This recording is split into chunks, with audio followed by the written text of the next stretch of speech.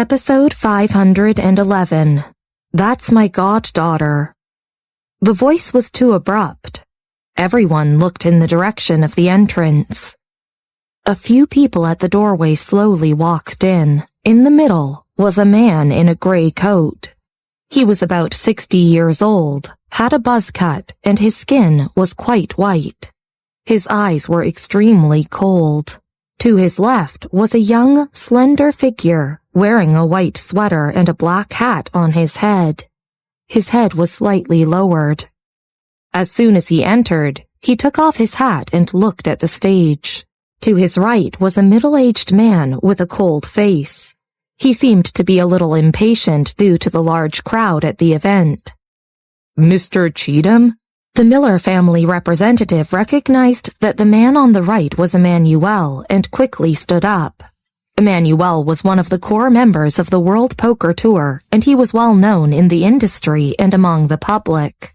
Although he gave a few interviews, photos, and videos, with the World Poker Tour's emergence in Evanston, many powers had tried to curry favor with him.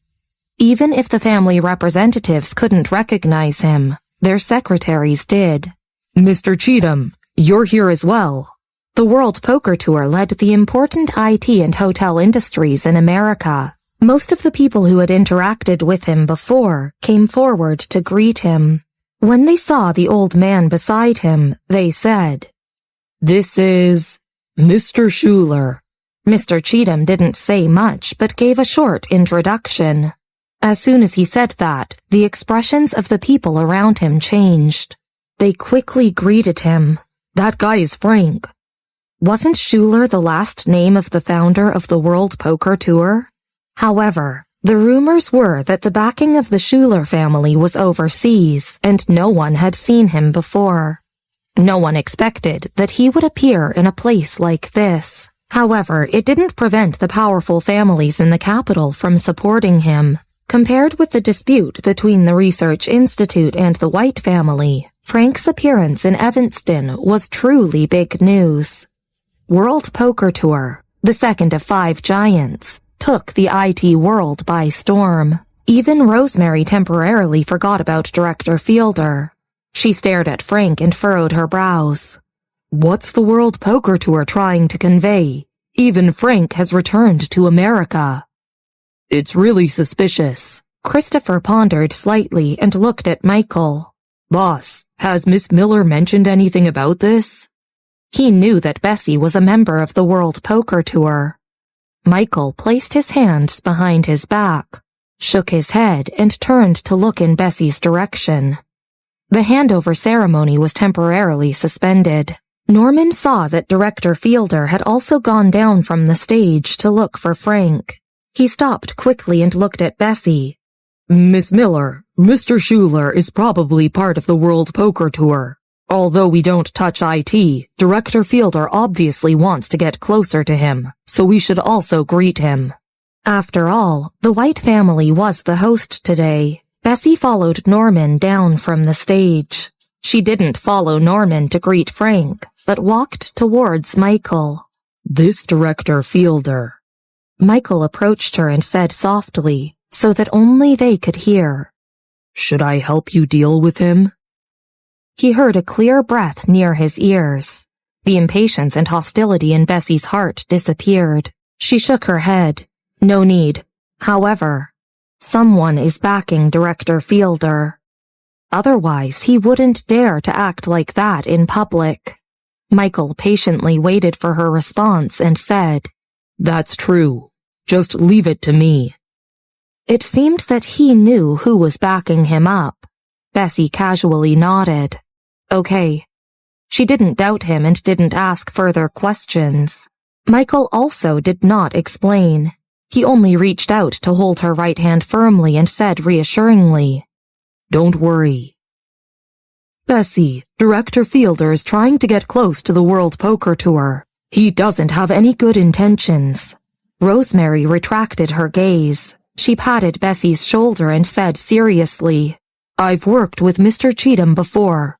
I will introduce you to him. No need. Bessy watched Director Fielder hand a glass of wine to Frank, and her eyes narrowed slightly. She left them and took a glass of wine for Rosemary. Rosemary, you should drink first. Bessy was prepared to find a secluded place to look for Frank. Although she was Frank's goddaughter, she wasn't very close to him. Not far away, Director Fielder held the glass of wine and joined the crowd in greeting Frank. Director Fielder, Norman has also gone to look for Frank. Director Fielder's assistant whispered. It's useless, Director Fielder said faintly. The White family has never interacted with the World Poker Tour. Just ignore them. We will meet Mr. Schuler. Hearing this, Director Fielder's assistant and the others in the Research Institute nodded. A group of them walked towards Frank. It seemed that the two of them were talking quite happily. At the side, Norman's expression turned darker as he wanted to welcome Frank as well. Norman, this... The elder next to Norman saw Bessy and Rosemary walking over and mumbled. It seems that Mr. Schuler likes Director Fielder. Considering this, Miss Miller won't have an easy time today in the handover ceremony. Are you the director of the Research Institute? I have just done some research with the Research Institute of Austria a few days ago, and Evanston's Research Institute has been on the rise recently. Frank looked at Director Fielder with a warm smile. Director Fielder didn't expect that Frank would talk to him, considering the number of people there. Flattered, he quickly bowed. Yes, Mr. Schuler, I didn't expect that you would pay attention to matters in the academic world. My goddaughter went to study computer science and nuclear engineering. As a father, I naturally want to know about it. As Frank spoke, a crowd of people looked over. He smiled and waved. Come over quickly. Why are you hiding in the crowd? Episode 512. What a quick reversal. Your goddaughter? Director Fielder's smile froze. He looked in the direction of Frank's gaze and asked, Who is your goddaughter? There were many people in the direction Frank was looking, men and women of all ages. According to Frank's age, Director Fielder couldn't really guess who he was talking about. Speaking of which, she's still a new rising star in the academic world. Frank continued smiling and waved to Bessy a few more times.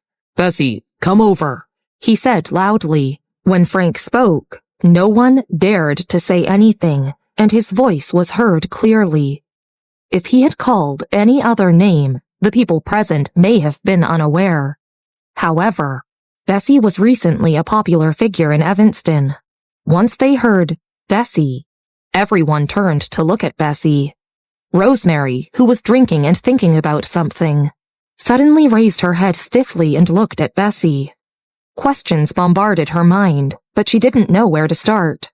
Bessy held a glass of juice in one hand and her phone in the other. She spoke to Michael and messaged someone at the same time. After hearing Frank's words, she raised her head slightly in a daze. Christopher was also stunned. His eyes were dark and deep. Everyone in the audience looked over, but Michael's expression did not change significantly. After a pause, he looked at Bessy and seemed to laugh softly. Bessy, he's calling you. After that, he reached out and carefully took the glass of fruit juice from her. He then slightly sighed. No wonder you said that you didn't need help to meet your godfather. Go ahead. No. Hearing Michael, Bessy did not immediately leave. She turned, and he could clearly see her awkward expression. I haven't interacted much with him. Michael raised his eyebrows. We'll talk about it when you come back. Bessy touched her ears in annoyance. Seeing Bessy walk over slowly, Director Fielder's mouth was agape. Mr. Schuler's goddaughter was Bessy? This was unbelievable. Director Fielder spun around and looked at Frank. Mr. Schuler, are you saying that... It's Bessy. Frank smiled at him. She's my goddaughter and part of your research institute. Director Fielder was in a mess. Since when did Bessy have connections with the World Poker Tour? Why wasn't there any news in Evanston at all? Countless thoughts flashed past Director Fielder's mind. Although he spent most of his energy in the Research Institute, he also paid attention to the situation in Evanston. The Clark family, White family, Miller family, and Flake family. He had heard about the major events involving those families and had an excellent memory. He linked them together in an instant. No wonder James was able to fight back and defeat his brother in the joint venture case. He had the World Poker Tour's core members backing him. No wonder even Sherry lost to Bessy. No wonder so many forces were protecting the White family after Mr. White's death. No wonder Michael wasn't worried at all after he fell from grace. Bessy was the World Poker Tour's goddaughter. This explained everything. I heard that Bessy is going to take over the Research Institute. Frank smiled and looked at him. She's still young and might need you to take care of her. The corner of Director Fielder's mouth twitched slightly. Would he dare to refute Mr. Schuler's words? Joshua and Mr. White weren't there, and he had the power over the Research Institute. However, even though he wasn't afraid of the White and Clark families, it didn't mean that he wasn't afraid of Frank and the World Poker Tour. Bessy was Frank's goddaughter. Frank was someone who rarely appeared in public, and Director Fielder guessed that Bessy was very important to him. If he didn't explain this matter clearly, Director Fielder was afraid that the World Poker Tour wouldn't let him off so easily. He took a long look at Frank before saying in a hoarse voice, Mr. Schuler, can I speak to you privately? Let's go over there. Frank raised his eyebrows and said something to Bessy before pointing to an empty corner. You should know that if I don't have someone behind me, I wouldn't dare do this. Director Fielder paused before saying, Actually, the person behind me is Mr. Klein. Frank listened quietly with the same expression. Okay. I will give the seal to Bessy. Although Director Fielder was reluctant, he didn't dare to do anything reckless at this time. Everyone in Evanston thought that Bessy and Michael would be slaughtered, but unexpectedly, the World Poker Tour came to their rescue. The two chatted for some time. When they went back to their original position on the stage, Director Fielder, who was initially domineering, handed the seal to Bessy. Bessy, the future of the Research Institute depends on you. Many people were at the event, and they watched this scene quietly. Bessy took the seal and looked down. It was a small, silver seal. Thank you. She shook his hand and thanked him. Her tone was indifferent. Director Fielder looked at her deeply. At the start, when he first found out about Bessy, he knew that she wasn't simple. That was why he tried to suppress her growth in various ways.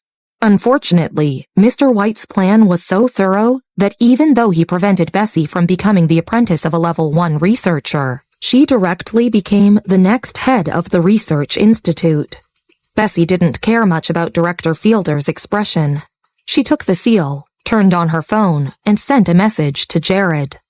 Withdraw. Jared first sent a question mark, and then another message. Sure.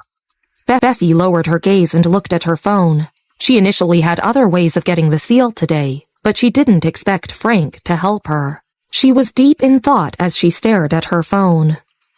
Bessy.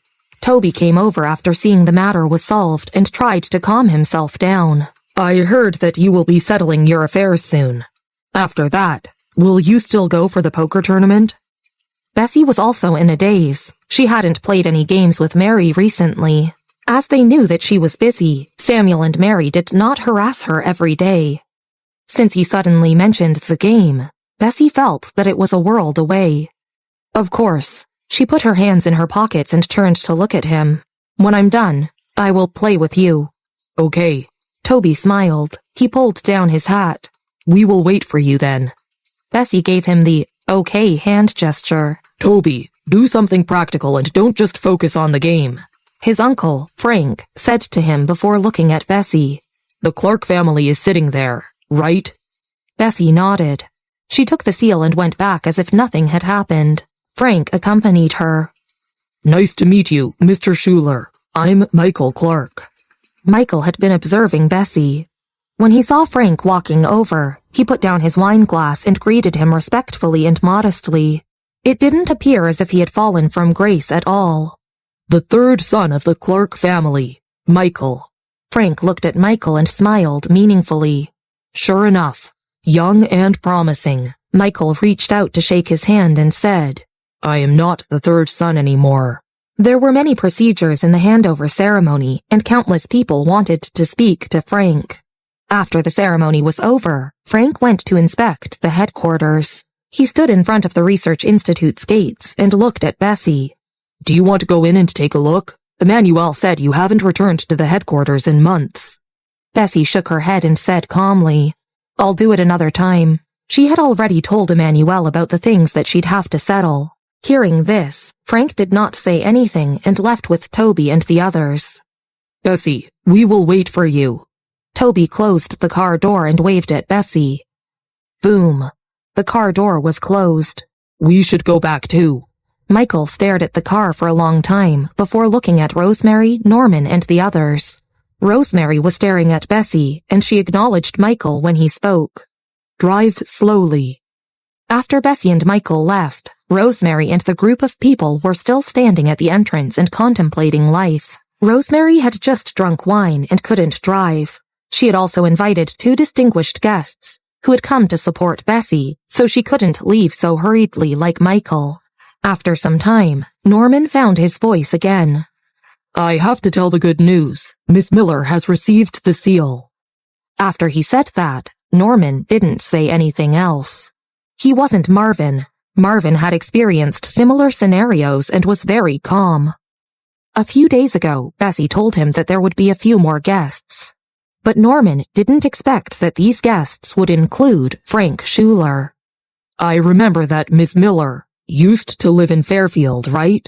Norman looked at Rosemary.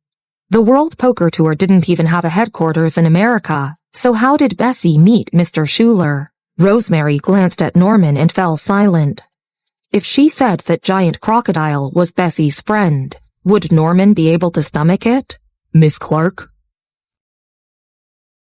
Episode 513, Slag Dragon's Reply. Upon seeing Rosemary's gaze, Norman couldn't help but call her. Rosemary returned to her senses and shook her head. She originally wanted to learn from Michael and ask Norman if his heart was okay. But at the thought of Joshua, her mood was dampened again. She looked at the heads of the family business behind her and said softly, Norman, it seems like you're going to be busy again. Ever since Mr. White's death, these people had avoided the White family and had made friends with the recently emerging Ash family. Who knew that Bessy would face such an incident today? Norman sighed ruefully and responded calmly. Even if Mr. White is watching from above, he might not have expected this. Norman got into the car after a tiring day. He looked far into the distance and muttered. He had always planned to pave the way for Miss Miller. Who knew in the end that Mr. White's family is leaning on Miss Miller? Norman sighed sorrowfully. Beside him, the executive nodded. Mr. Schuler asked Miss Miller to visit the headquarters. I've long heard of the World Poker Tour's strict management. Do you think Miss Miller is from the World Poker Tour? Besides managing the senior management of the consortium, the executive couldn't think of why Frank would let Bessy inspect the headquarters. But at the thought of this, he shook his head. I must be thinking too much. Bessy returned to the manor and headed to the study room upstairs with Michael. Are they okay? Patrick didn't go with Christopher today and didn't know what happened as he glanced at the study room. Christopher shook his head thoughtfully. When he spoke, his eyes looked complicated. I'm afraid something happened.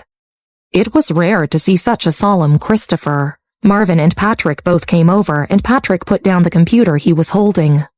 Something happened to the Research Institute? I'll resolve it. No. Shaking his head, Christopher's eyes drifted away. We just saw Miss Miller's godfather. Miss Miller's godfather?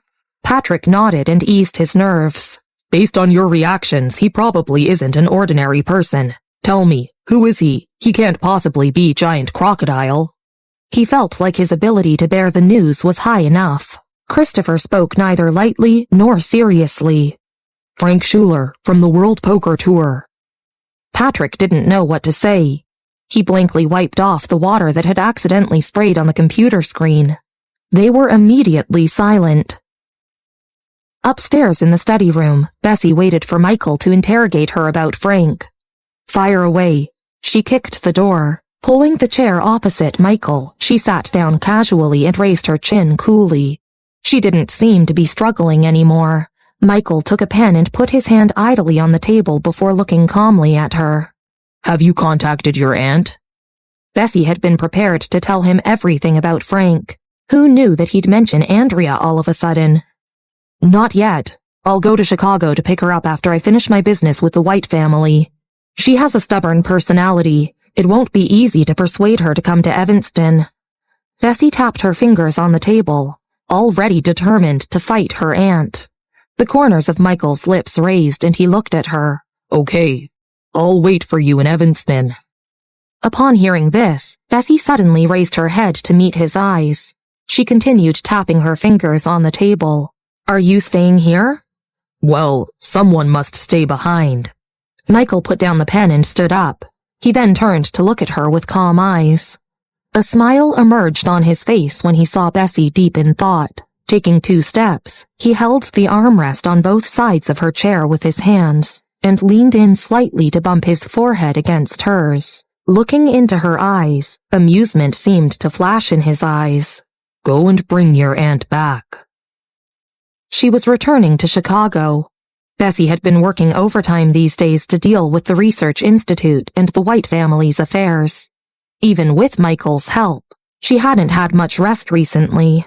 Her relationship with Frank had been publicized within the circle. The secrets in the circle had all been exposed, and anyone higher up in the pyramid already knew of this matter. Evanston's pattern had moved again as a result. The originally crumbling Clark and White families not only stabilized, but also had more intimate connections with Austria. This meant that they had climbed up another level. Bessy was even more in full swing. Jonas's plan was completely disrupted. In Frank's office at the Evanston Financial Center, Jonas stood in front and said straightforwardly, Mr. Schuler, you know why I'm here, right? I already told you, Bessy cannot be separated from the World Poker Tour. She holds a very important position inside. Frank slightly pursed his lips, and the usual smile on his face faded. Bessy and Emmanuel both played irreplaceable roles in building the World Poker Tour to its current glory. Then, what if I tell you, Bessy isn't only Claudius's offspring, but she also has the contents of Claudius's research at that time. Claudius didn't destroy the documents at all and led an empty city plan. Jonas said calmly as he held a teacup. Upon hearing this, the originally indifferent Frank suddenly paused. He stood up with his hands on the table and looked at him, his eyes bright and clear. Is the news true? What good would it do me to tell you fake news? Jonas continued smiling.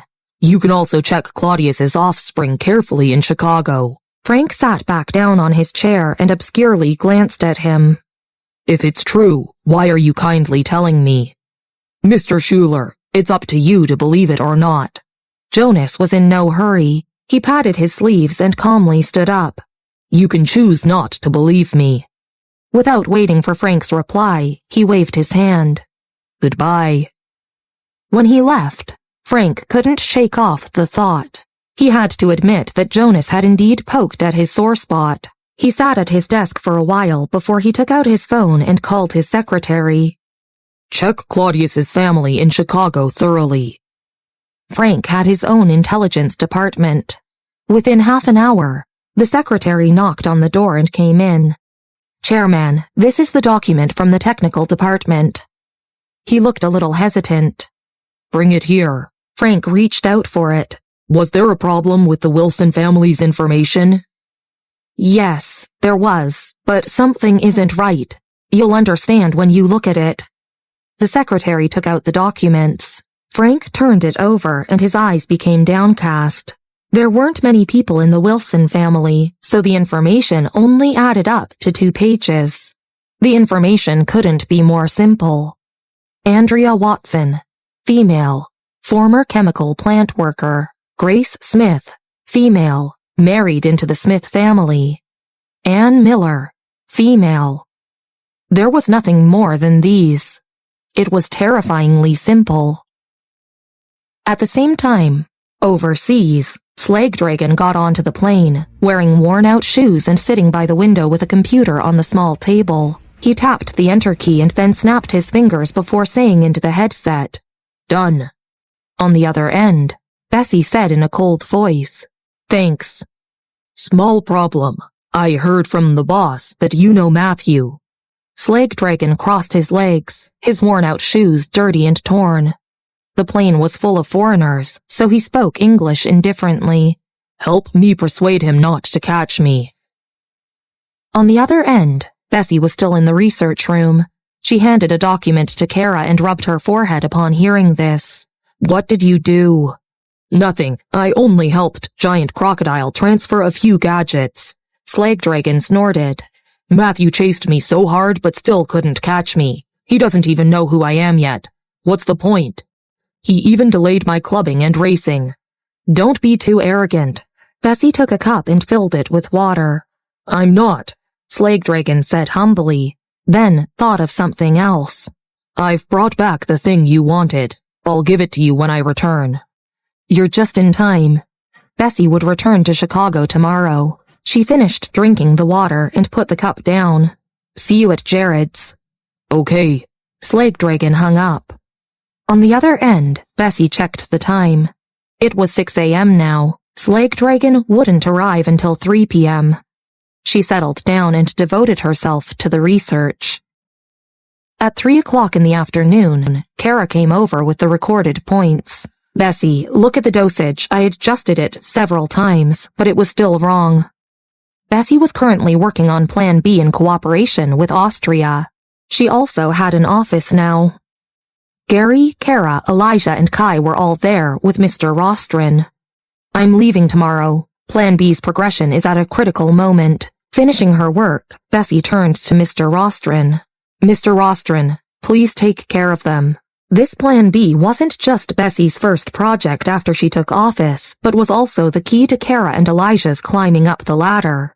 Even the first-level researchers of the Research Institute wanted to participate in this project. Director Fielder challenged Bessy also because he wanted this project, which proved its importance. However, Bessy was just too stubborn. She had chosen the team at the beginning, and it was very difficult to change it halfway through. She couldn't screw up now. Mr. Rostron looked down and quickly read the research conclusion Bessy just printed out. He waved his hand casually and nodded. "Okay." The others in the research room were also busy with their research and hardly had time to talk to her. Rubbing her forehead, Bessy took her phone to find Jared. She took a cab to Jared's place. The taxi waited for her to get out, but before it completely stopped, she opened the door and left. Bessy pulled up the mask on her face and quickly walked towards 129. 5 minutes later, in Jared's office, Slagdragon was 2 minutes earlier than her and was already talking to Clarissa. His eyes lit up when he saw Bessy coming in. First, he stammered a greeting. Then, he took out something from his pocket and threw it at her. "Here it is." Without looking at it, Bessy raised her hand and accurately caught it with her hand. "What's that?" Clarissa put down her cup and looked towards her. Lowering her eyes, Bessy opened the palm of her hand. It was a golden SIM card. Episode 514. The contract has been terminated. Both Clarissa and Jared glanced at the card in Bessy's hand and fell silent. "Good God, you have no idea how many places I've traveled for your card. Fortunately, I still have a reputation in Mauritius." Slagdragon chattered endlessly as he looked at her. Bessy indifferently stuffed the card into her pocket, then leaned against the table behind her. With her legs slightly folded, she casually tilted her head. Her eyes evidently bloodshot. She said with an inexplicable sense of lifelessness, "Thanks. Tell me if you need anything next time." "That won't be necessary, but your card is a little cool. I feel like I've seen it before." Slagdragon waved his hand. Beside him, Jared handed him a glass of water and interrupted him. "Slagdragon, drink." "Oh." Slagdragon took a sip and continued to look at Bessy. "It's Austria's card. What did you do there? I already said that with your power, there's no way to work alone. I heard you're going there for her studies again. Bessy straightened her back and pulled at her ears. I'm going back to Chicago tomorrow. Chicago? Jared was surprised. He thought Bessy wouldn't leave at this moment. Bessy squinted. I'm picking up my aunt. Since Tucker was at Brandon's place in Austria, she wasn't worried about him. She was most worried about Andrea and Pete, especially since the people who had forced Andrea back then were in Chicago. Andrea never once told anyone what she was doing. This was probably a common problem of the Wilson family. Even on his deathbed, Claudius had kept things hidden from Bessy. Good God, you're going back to Chicago? I don't have anything right now. Let me go with you. Slagdragon started. No thanks. Bessy put one hand in her pocket and raised her face slightly, looking a little unapproachable and cool. If there's any urgent business, contact me directly. Be careful. Clarissa leaned on the sofa with a faint smile between her eyebrows. If there's any problem, just ask me. I've been wandering around lately. Okay. Bessy opened the door and left. She waved to them without looking back. She just left. Slagdragon sat back down and took a sip of water. Boss Jared, if I go with Lone Wolf, I can fight alongside her and even protect her. I might even get to play the hero saving a damsel in distress. Boss. Clarissa also put down her cup and stood up. I'll go back and run the news first. Okay. Jared waved at her. Clarissa picked up her coat and quickly left. Wait. Slagdragon turned to her. Aren't the 5 of us supposed to drink together? Who would believe that you're Slagdragon? Jared gave him a complicated look. After leaving 129's headquarters, Bessy went to the White family. She told the White family that she was leaving for a few days. She didn't expect to see Mr. White's brother. Pausing, he then said to her, Miss Miller, the White family owes it to you this time. Bessy shook her head and avoided eye contact with him. Have you finished the business in Austria? Bessy wasn't very concerned about the business matters. She had only given the White family the Research Institute's research results. Yes. Mr. White's brother poured tea for her and smiled slightly. It's all thanks to Miss Miller. Otherwise, our business talk wouldn't have gone so smoothly. Yes. Norman also nodded. The White family has stabilized considerably now. That's good. Bessy took a sip of tea and bid them farewell before turning to Lynn. Come with me. Lynn directly followed her. Norman walked them out. After she left, Mr. White's brother stared at Lynn's back. Who is that? Mr. O'Malley. Kenneth put down his teacup and glanced at his uncle. Without him, the White family wouldn't have stabilized. Kenneth's uncle remained silent and paused for a moment. Mr. White, don't you feel like the White family's sense of existence is getting lower and lower? Even Norman only listens to Miss Miller, and Lynn is the exact same as well. She's so revered in the White family, but everyone has their selfish reasons. Don't talk nonsense. Kenneth stood up and frowned. Forget about whatever you heard from someone else. There's no next time. Otherwise, with my authority in the house, I'll chase you out of the family. Kenneth's expression was cold and imposing as he put down his teacup again. Kenneth's uncle replied with a simple, yes. Bessy returned to Chicago the next day. Marvin followed her as usual. Michael dropped her off at the airport. He stood at the gate and only moved his eyebrows when the plane took off. Boss. Christopher stood beside him. We should go back. It wasn't until the plane disappeared from view that Michael looked away. He turned around, and the only warmth on his face faded. Is someone following her? At this point, Terry and Patrick should have reached Chicago, Christopher said. He was about to say something else, but decided against it. Michael nodded. Good. At the same time, at the World Poker Tour's headquarters, Emmanuel was sitting in the office typing out codes while communicating with the Miller Corporation's Ricky about the next corporation policy. Bessy had already established the general direction. Someone knocked on the door and came in without waiting for an answer. Pushing his glasses, Emmanuel squinted silently at the door. It was Frank. Emmanuel stood up and greeted him respectfully. Mr. Schuler, what brings you here? He sounded slightly surprised. The IT department of the World Poker Tour was basically brought up by Bessy and Emmanuel. Frank and Alejandro had no control over it. Sitting opposite Emmanuel, Ricky heard the greeting and immediately stood up. He looked behind him and limit, he said and greeted him even more respectfully. Chairman. His tone even sounded a little frightened. This was the World Poker Tour's boss, a big figure he could never meet. Are you talking about the four-dimensional search engine? Frank smiled and put his hands behind him. Yes. With Emmanuel's keen sense, he listened to Frank's tone and frowned slightly, feeling that something was wrong. Then there's no need. Frank looked humbly at Rick. The World Poker Tour has unilaterally terminated the contract. Episode 515. Have I always been under your control? Before Ricky had time to react, Emmanuel directly looked up. Mr. Schuler, the entire project is based on Poppy. She controls half of the shares in the IT department. I know, which is why, starting today, the World Poker Tour will dissolve all relations with Bessy. Frank smiled faintly, then said apologetically to Ricky, Official news will be released soon. Men, take him away.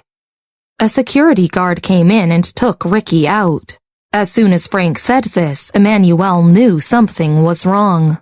Countless thoughts bombarded his mind and his eyes became darker. Mr. Schuler, why? Emmanuel racked his brains and still couldn't think of anything.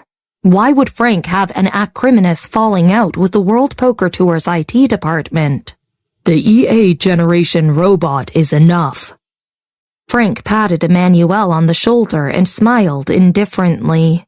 Even if the World Poker Tour doesn't have her, at least we will still have you. Frank had hesitated the first time Jonas asked him to drive Bessy out of the World Poker Tour. There wasn't anything good in Jonas's hands that attracted Frank, because Bessy was really important in the World Poker Tour's IT department.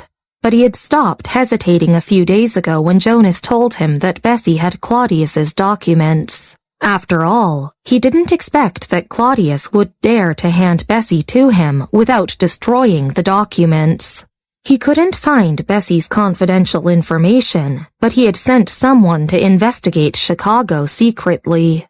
Finally, he had found a way out. In fact, Bessy had broken various conventions in different physical competitions. Frank anticipated that she must have had something in her hand. Jonas wouldn't use this to lie to him.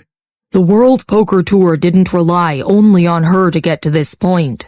Don't make a mountain out of a molehill.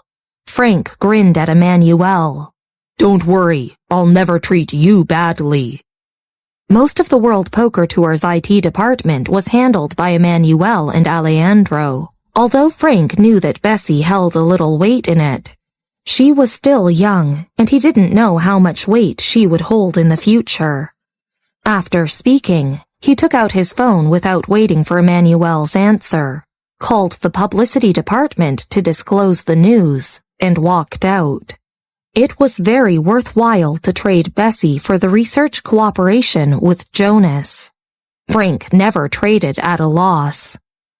Inside the office, Emmanuel looked down. His eyes constricted with hostility. Without saying anything to Frank, he turned on the computer and looked at all the unfinished products of Bessy and him on the computer desktop. He deleted all of them mercilessly and then opened a document. Letter by letter, he typed very slowly. Resignation. The World Poker Tour had been a hot spot in Evanston ever since Frank's appearance. Frank deliberately promoted his separation from Bessy. In less than half an hour, everyone relevant knew about the news. Christopher naturally knew as well. He walked to Michael's study and went over the story. Mr. Schuler? Upon hearing this, Michael paused and looked up. He was a little shocked by Christopher's news. He knew that Bessy respected him. At this time, he could understand that anyone else would suppress Bessy. The only one he couldn't understand was Frank. Keep this news from Terry's side. Michael tapped his fingers on the table, his fingertips slightly bent and his eyes full of coldness. Don't let her know before she returns to Evanston. Having experienced the bitterness of betrayal and deception by people close to him, Michael understood the frustration and even world-weary feeling. Okay. Christopher nodded. What happened to the World Poker Tour? Michael narrowed his eyes and couldn't think of a reason. Mr. Schuler was backing Bessy a few days ago, so why would he do something to force her to a dead end today? Christopher paused for a moment before saying, Chairman Klein went to Mr. Schuler before this. He was about to continue when the phone in his pocket rang. Looking down, he paused for a moment before picking up. He didn't talk on the phone for long. After hanging up, he turned to Michael. It was Chairman Klein. He wants you to look for him. Michael raised an eyebrow. His eyes became clearer, and he looked a little crueler than ever before. He put away his hands on the table and said indifferently, Then go and find him. Boss, he obviously has something up his sleeve. Christopher followed him, looking solemn. Everyone else has been sent by you to protect Miss Miller. You must be careful. Michael reached out to pull on his well-buttoned bow tie and remained silent, his eyelashes drooping. At the Evanston Financial Center, Michael entered the office. Jonas was sitting at the desk. Looking around, Michael kicked a chair and sat down. The secretary immediately poured a cup of tea for him. Jonas just raised his head, put down his pen, and glanced at Michael with a smile. You're back? That woman has too much influence on you. She must be gotten rid of. As long as you come back, you're still my son. You were behind the incident at the World Poker Tour? Michael glanced at him and asked in a very soft voice. Sure enough, you're my son. You're still intelligent. Jonas lowered his head and smiled. I just lied to the old guy at the World Poker Tour that Bessy has what he wants. I can't believe he really believed me. This is really a dog-eat-dog world. Jonas naturally knew that Bessy wasn't so simple. He was afraid of the World Poker Tour. These two people would become opposites, and he would then profit from it. He picked up the teacup and calmly took a sip while talking. Michael suddenly smiled. Since the age of 12, he hadn't had this chill in his bones. Episode 516, A String of Resignations. With that said, Michael smoothed out his sleeves, nodded politely at him, and left. Behind him, Jonas patted the table and said angrily, Michael, are you trying to die? Michael didn't look back.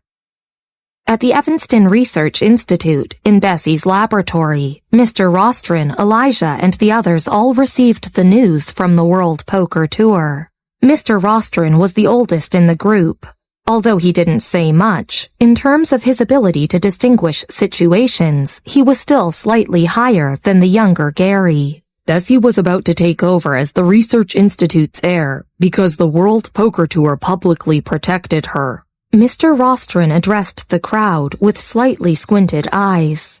Director Fielder and the others have been keeping their eyes on her for a long time. Our Plan B is something they're jealous over. Our laboratory will soon face a crisis. Everyone, take all the research materials and destroy all the data on the computers. Then leave and let me handle the rest.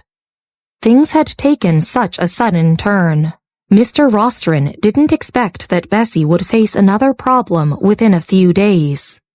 He had stayed up late to study and wasn't in a good state of mind. However, he still gave orders calmly and methodically. Mr. Rostron, what about you? Kara glanced at him. Staring at the laboratory, Mr. Rostron was silent for a moment before he suddenly said, "Has Bessy told you about her family?" "I know about the film god and the others." Kara didn't know why Mr. Rostron had suddenly changed the topic. Mr. Rostron nodded. "What about her mother?"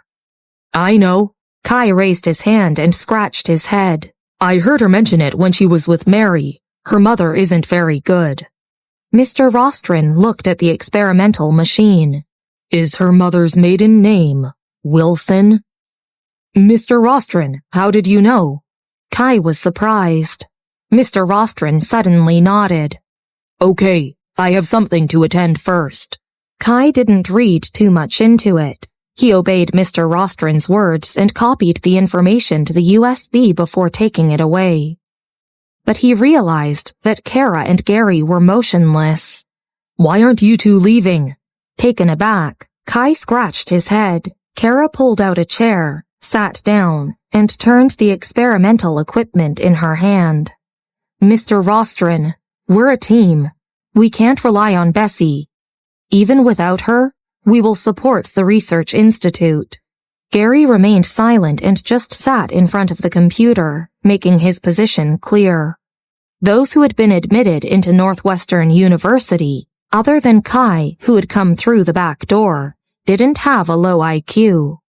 Both Gary and Kara could distinguish the situation.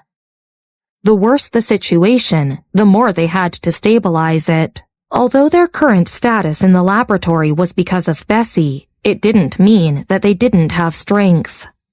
Looking at the three of them, the corner of Mr. Rostron's mouth twitched, and his cold face turned a little warmer. "You guys, okay, if you want to stay, listen to me." He gave them instructions in a lowered voice. Bessy's news had spread very quickly. The team that the Miller family had built up with great difficulty had now hit the bottom in an instant because of the World Poker Tour. "Chairman Miller, the situation isn't looking good." Minister Miller hurriedly found James with a document. "Did something happen to Miss Miller?" Minister Miller couldn't think of another reason why the World Poker Tour had made this decision and had even publicized it. "I don't know either." James held his phone and shook his head. "Michael won't let me tell Bessy about this." "How's the technical department?" "Not good." Minister Miller shook his head. Without the World Poker Tour's joint venture, the project couldn't go on. "From the time the news appeared, 4 people already have resigned. But this is good in a way. We can't rely on Miss Miller for everything." The number of resignations was still increasing. This incident dealt a very big blow to James. "I'm going to appease the people in the company," said Norman. "This world is cold. We'll have to make preparations for the road ahead." The last incident had already taught the Miller family a lesson. At the World Poker Tour's headquarters, Frank was sitting in his office, talking to the general manager about management. At this time, the manager of the 28th floor engineering department knocked on the door and came in. The 28th floor was the core of the World Poker Tour, so Frank naturally knew the manager. He stopped talking and looked at the manager with a smile. "What's the matter?" "Chairman Schuler, I'm here to submit my letter of resignation. My replacement has been arranged by my assistant." He reached out and placed the letter in front of Mr. Schuler. "Why the sudden resignation?" Frank was confused. The 28th floor manager bowed. "For personal reasons." As he spoke, he looked down at his watch. It was almost time for the next interview. He bid farewell to Mr. Schuler and left. Frank stared at the resignation letter in his hand and frowned slightly. He opened it to see an official resignation letter. Putting it down, he picked up his phone and was about to call the personnel department to ask about it. But his phone rang before he touched it. It was the manager of the HR department. The person on the other end sounded quite alarmed. "Chairman Schuler, 7 managers on the 28th floor IT department have resigned." "7 of them?" Frank stood up and frowned. "What happened? What are you doing? Go and check it out." There were only 12 master-level engineers in the World Poker Tour's IT department. With only 7 left, how could the department continue? He hung up with a slam and stood up with serious eyes. He went to the 28th floor. As soon as he got up, someone came in. Emmanuel held a paper box in one hand and a letter in the other. Frank silently glanced at the resignation letter in his hand and pursed his lips. "Why? You did this to the IT department?" "What do you mean?" Emmanuel frowned. 7 managers in the IT department have resigned collectively, Frank said sharply, including the head, Emmanuel. 8 of them had resigned. Upon hearing this, Emmanuel looked up. Although he had just heard the news, he didn't look surprised. "I see." He placed the resignation letter on Frank's desk. Then, he turned to look lightly at him. "Did you really think that the World Poker Tour's IT department got its reputation because of the World Poker Tour? What?" Frank paused. Emmanuel lowered his eyes and said lightly, "Sorry, but I forgot to tell you yesterday. The senior members of the IT department are basically all fans of Poppy and came to the World Poker Tour because of her. Now that you've driven their idol out, do you really think that they'll stay and sell their souls to you?" Episode 517. Bessy's Fans. Emmanuel's words didn't provoke Frank.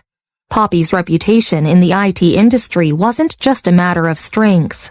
Most importantly, she unconditionally shared several core codes. Those people respected her mostly because of her character. Like the 28th floor manager and the teacher Zeke had found for Tucker, Mr. Rand. Many talented managers had come for Bessy. The loss caused by their department was too great for the World Poker Tour, especially since Emmanuel was among them. "Because of her?" Frank stared at him. He paused slightly and said in disbelief, "So many people came because of her?" He had really underestimated Bessy. Having always been in a high position, Frank had only concerned himself with people like Jonas. He had never cared much about people like Bessy. Bessy and Emmanuel were the 2 main figures of the 28th floor, especially Bessy. But she was too young, and Frank might have given her another glance 10 years later. Now, in addition to trying to force Bessy out, Frank also wanted to tell her through this incident that she had to reduce her sharpness. She would have to pull out her claws and respect him in all aspects. One less Bessy in the company wasn't considered a loss for him. But who knew that after the public announcement, 8 managers on the 28th floor had resigned? Frank, who had always been a strategist, had really underestimated Bessy and made the wrong move today. Indifferent, Emmanuel just glanced at him with a blank expression and politely bade him farewell. He opened the door and quickly left.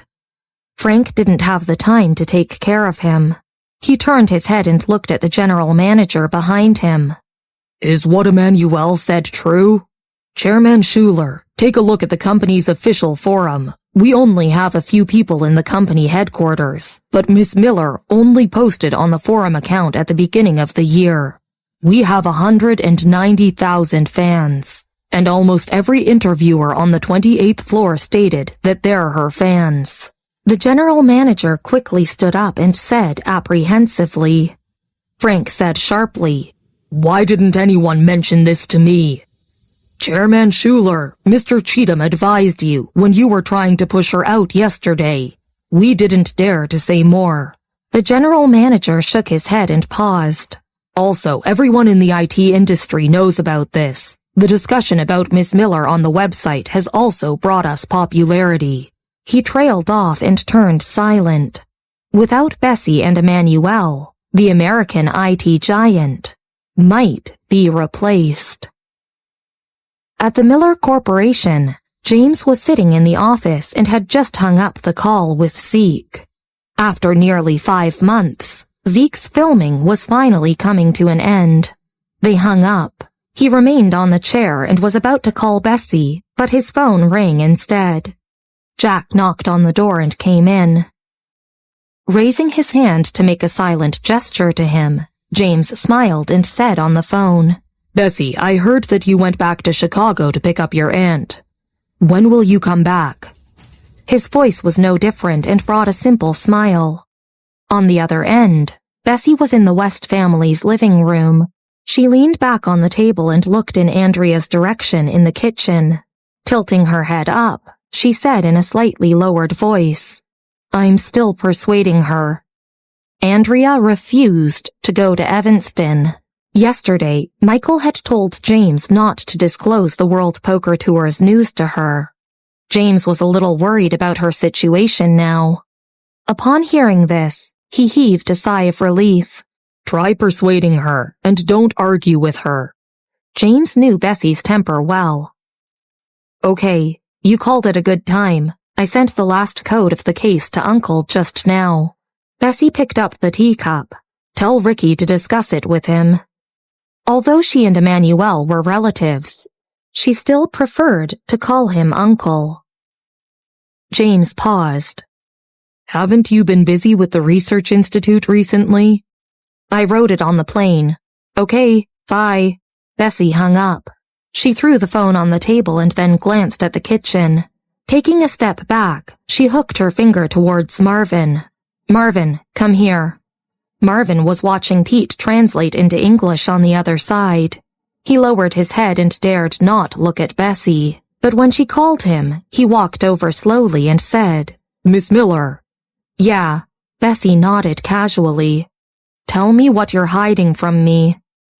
Bessy hadn't been suspicious at first, but James's reaction had been too enthusiastic and exaggerated, especially when she talked about the code.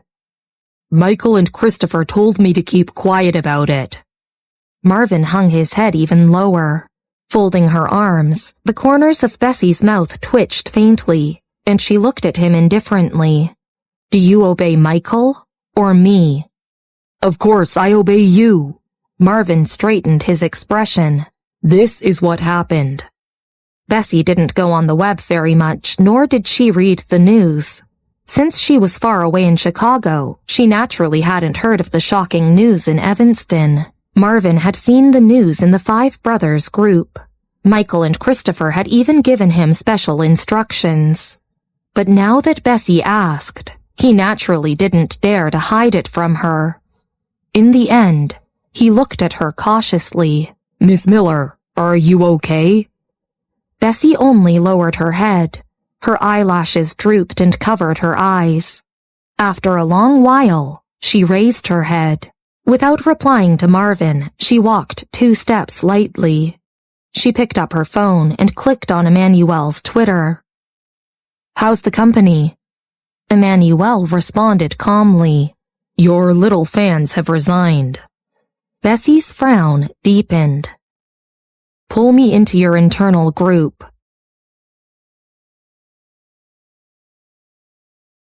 Episode 518, Interviewing for the Miller Corporation. Emmanuel immediately added her into the group. The master-level engineers of the World Poker Tour had private group chats. Emmanuel pulled her into the one they just established today. They were all unemployed or had resigned. Knowing that these managers had resigned, Emmanuel had brought everyone together. After leaving the World Poker Tour, most of them were being poached by large corporations. At this moment, they were chatting leisurely. While chatting, a message suddenly popped out. B joined the group chat. 28th floor manager wrote, "Mr. Cheatham, who is this? Someone else has resigned today?" Before Emmanuel replied to him, Bessy directly exposed herself. "Bessy." The group was silent for a moment before suddenly exploding. Although outsiders were unaware, these people who had fought alongside Bessy internally knew that Poppy's real name was Bessy. "Oh my God, where are you now? What company are you going to?" "We still follow you anywhere." The hostility in Bessy's eyes dissipated as she read their messages. After a long time, she smiled and slowly typed, "The Miller Corporation." Then, she exited the group chat. She stuffed her phone into her pocket and walked into the kitchen. On the other end, after hearing Bessy's words, James sat in his chair in silence for a long time. He knew that Bessy hadn't been having an easy time recently. The two old men were very important to her. Furthermore, both the Research Institute and the White family were heavy burdens on her shoulders. Bessy had always had a somewhat unfettered and carefree character. James even missed the times where she arrogantly skipped classes. He never imagined that one day she would have to endure such a hard time. Even Emmanuel had said Bessy couldn't hand over the code in the past half-month. But she said she completed it so quickly. However, he was afraid the Miller family would let her down and fail her painstaking efforts and careful planning. "Jack, I'm really useless," James said with a wry smile. "James, please don't say that. The overall situation of the company is still waiting for you to take charge." Jack said solemnly. "The HR downstairs will interview newcomers tomorrow. You can check it then." James nodded silently. The next day, many programmers from the Miller Corporation's IT department had left because of the World Poker Tour. This interview was held due to the shortage of personnel. James had to be there to handle the scene. Suppressing his emotions, James nodded and followed Jack. In the HR interview office, Minister Miller and the two team leaders of the IT department were all there. They had saved James a seat in the middle. When he arrived, the interview had already begun. This was the second interviewee. It was a young man. James flipped through the interview materials. The IT department had caught a lot of very ordinary programmers. The atmosphere in the office was silent. The third and fourth interviewees were almost on the same levels. After the fifth interviewee, Minister Miller sighed and explained to James, "Because we were too tight on time, we only announced the search on the official website last night. In such a short time, we couldn't find any good programmers, unless the pie falls from the sky." Even HR was in a hurry to screen them. The others remained silent, giving the entire Miller family today an inexplicably gloomy atmosphere. The fifth interviewee came in while they were talking. It was a blonde foreigner with light green eyes. Upon seeing him, Minister Miller paused in surprise. "We have a foreigner as well?" At his side, James stood up abruptly and asked incredulously, "Mr. Rand, why are you here?" It was Troy, who had been poached by the World Poker Tour 2 months ago. James's reaction stunned Minister Miller and the others. "Chairman Miller, do you know this gentleman?" "He's a master programmer from Austria." James looked at Engel and hesitated slightly. "Mr. Rand, did you come to the wrong place?" "No." Troy spoke English well. He looked at James and said solemnly, "Chairman Miller, I'm here for the Miller Corporation's programmer interview. Let's go through the normal processes. Many interviewees are waiting." "No, Mr. Rand, there's no need for you to go through the interview." James and Jack immediately took care of Engel. "It's our honor for you to join us." "Is that so?" Troy's eyes lit up. "Then I've been hired?" James and Jack exchanged glances. With Troy's qualifications, he should be the one picking which international company to join. So why was he so happy to join them? For a master like Troy, James and Jack wanted to walk him out personally, but he waved his hand and laughed. No need. Other interviewees are waiting. I'll come to work tomorrow. He left with his hands behind his back. Minister Miller opened Troy's resume to see that he was a master engineer. The others weren't in the right state of mind. Master-level programmer? Am I mistaken? Minister Miller murmured. Did the pie really fall from the sky? Before they had time to think about it, the next interviewee had already come in. It was an ordinary middle-aged man with simple clothes. Holding his resume in his hand, he bowed slightly, seemingly calm and composed even in front of so many people. He introduced himself freely. Hello, my name is Deacon Shea. I'm 37 years old. The Miller Corporation's interviewees, including James, were all still hung up on Engel. They nodded slightly and then reached out to flip through his resume absent-mindedly. The resume was very concise. What caught their eye was Deacon's work experience. The first team leader of Austria's IT department. 6 years in office developer at the headquarters of Japan's corporation. 5 years in office IT headquarters manager of the World Poker Tour. 4 years in office. Episode 519. More overqualified applicants. Bang. Minister Miller's pen fell from his hand. As soon as Deacon finished speaking, no one else in the office said a single word. It was so quiet that even the sound of Minister Miller's pen hitting the floor resounded clearly. The other two members of the Miller family weren't well informed and might not understand their reactions. But the IT headquarters manager of the World Poker Tour? Prior to this, the Millers Corporation wouldn't have the qualifications to sit with the 28th floor manager of the World Poker Tour to discuss business for another 10 years. Even with Mr. Rand just now, the Miller family in the office hadn't been able to sit still. But now, there was Deacon, whose work experience and title were both higher than that of Mr. Rand. Having experienced many years of ups and downs throughout the years and recently, the Miller family's characters had become firm. At this moment, everyone was in a daze. They couldn't calm down. After Deacon introduced himself, he didn't hear Minister Miller and the others ask him questions, so he couldn't help but look up instead. Leaders, don't you have anything to ask me? He wondered if he had done something wrong in the interview. After all, he had never had an interview before. He had established himself at a young age and had been poached by the first 2 companies. Later on, he met Emmanuel and directly entered the core of the World Poker Tour. Thus, he didn't know much about interviews. Upon hearing this, Minister Miller was the first to react. He immediately stood up and felt like his head was floating.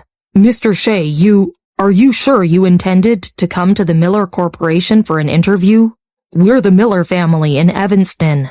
With Deacon's achievements in IT, Minister Miller could barely resist addressing him using honorifics. There's a James Miller in the Miller family, right? Deacon replied very politely. Being called inexplicably, James busied himself. Yes, that's me. Then I'm in the right place. Deacon nodded and said very generously. I have no salary requirements or anything. I'll follow the company's arrangement. Can I sign the contract now? I can sign for 8 or 10 years. He was even actively seeking to sign this unfair contract? They had already prepared this contract early on. In the beginning, it was to show the interviewer the content of the Miller Corporation's contract. But who knew it could be used now? Deacon signed the contract very simply and neatly. The group of people in the office were completely stiff with shock. Mr. Shea, let me walk you out. James was familiar with Mr. Rand, so he had been a little more casual with him. But Deacon was different. The boss that the IT groups all over the world wanted to dig had come to their own company. How could Minister Miller and James put on airs in front of him? He sent Deacon out very respectfully, politely, and a little in a daze. Miller Corporation's interview venue was very regular. Outside was a spacious promenade and a lounge used by the interviewers, with a row of stools for them. The interviewees were ranked according to the numbers drawn. James reached out to open the door to personally walk Deacon out. Minister Miller and the others followed him closely. Mr. Shea, do you want to take a look at the work? James didn't know much about the IT industry, so it was Minister Miller who chatted with him. They walked out. Minister Miller looked up while speaking and saw that Emmanuel was sitting in the first position on the left. He patted his sleeves and stood up. You're out already? Emmanuel's face was as gloomy and expressionless as ever. Environment. Minister Miller stuttered and trailed off after seeing Emmanuel's face. What the hell? Emmanuel was also here for the interview? You don't have to walk me out. Deacon raised his hand and waved off to James and the others. Mr. Cheatham is the next interviewer, and there are several more as well.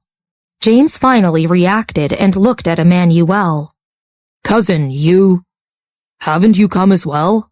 Emmanuel turned sideways and pointed to the remaining 6 people behind him. We've all quit our jobs.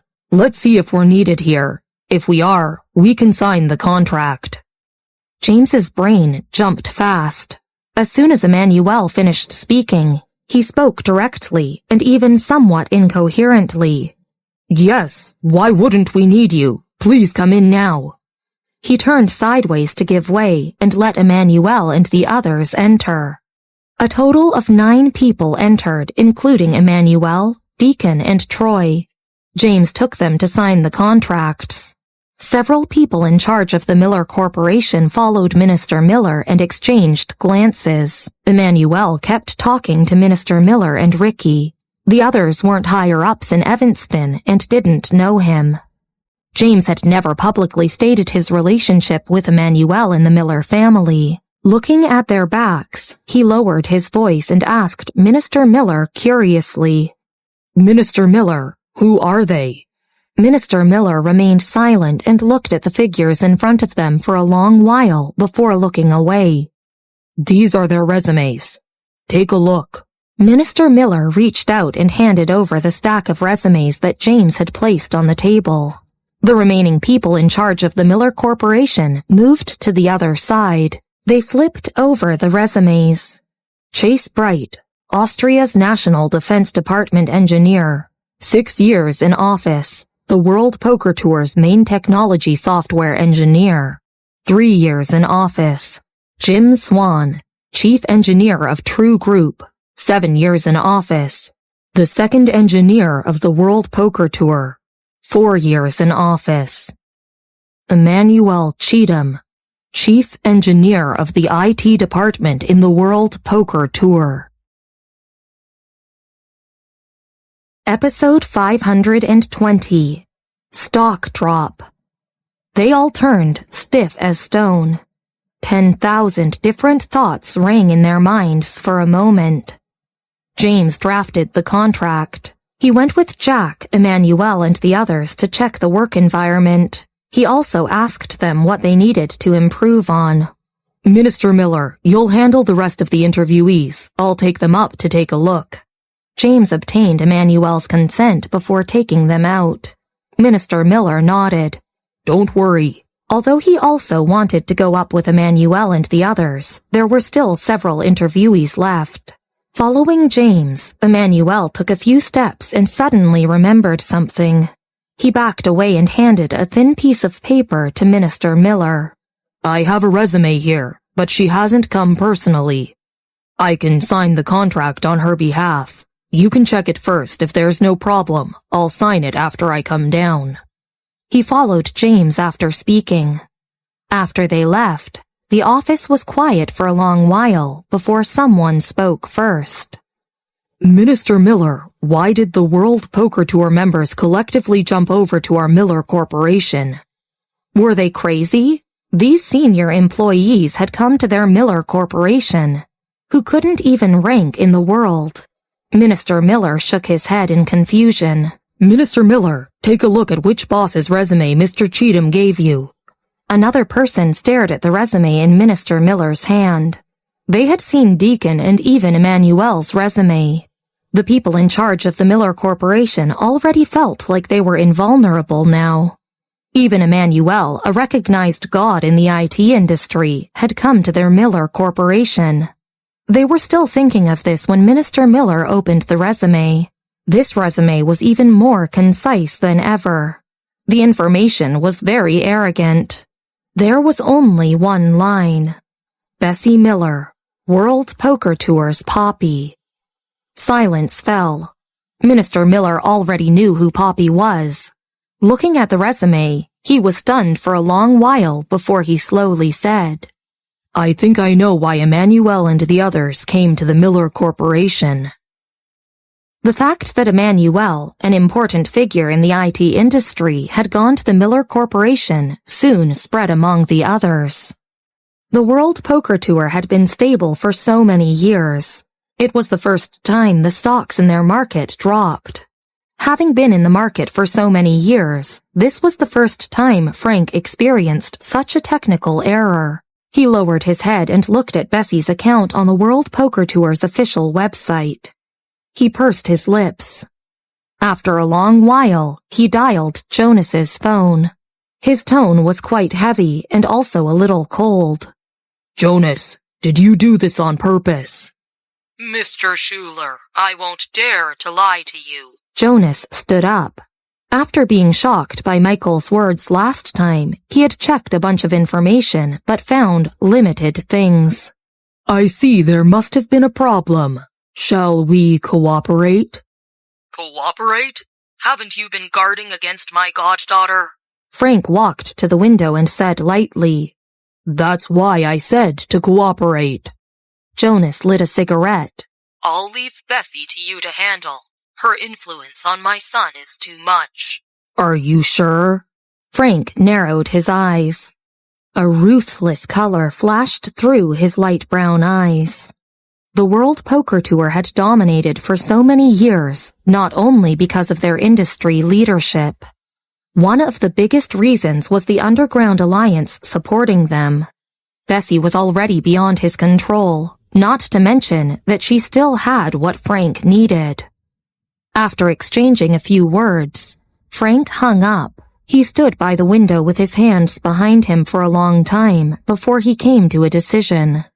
Bessy couldn't stay. On the other end, Jonas also put down his phone and tilted his head to look at the person beside him. Has anyone contacted 129? According to the message left by Miss Flake, we've found Giant Crocodile. His confidant bowed. Very good. Jonas's eyes lit up. At the villa, Michael was calling Bessy. Have you persuaded your aunt? Michael sat in the study and pushed his laptop aside, raising an eyebrow. Yes, she promised to stay in Evanston for a month. Bessy stood at the gate, leaning against the railing with her back. Her dark eyes finally calmed down. We're about to board the plane. Tapping his fingers on the table, Michael casually said, Okay, I've arranged the accommodations. I'll pick you up later. The two of them were very tacitly aware and didn't mention the World Poker Tour nor Frank. As they talked, the computer on Michael's desk lit up. He glanced at it to see Brandon's news. Michael paused slightly. He said calmly, I have to take this call. After hanging up, he received Brandon's video call. Mr. Hall? He raised an eyebrow slightly. I need your help. On the other end of the computer, Mr. Hall's voice was very serious. Michael sat upright. Brandon rarely begged him for help. What is it? I'm in Japan. This is my grandnephew Tucker. Mr. Hall turned the camera to Tucker. Black Eagle and the others have been targeting me. Someone has been keeping an eye on us. We can only hold back one day, but thinking about it, I can only trust you.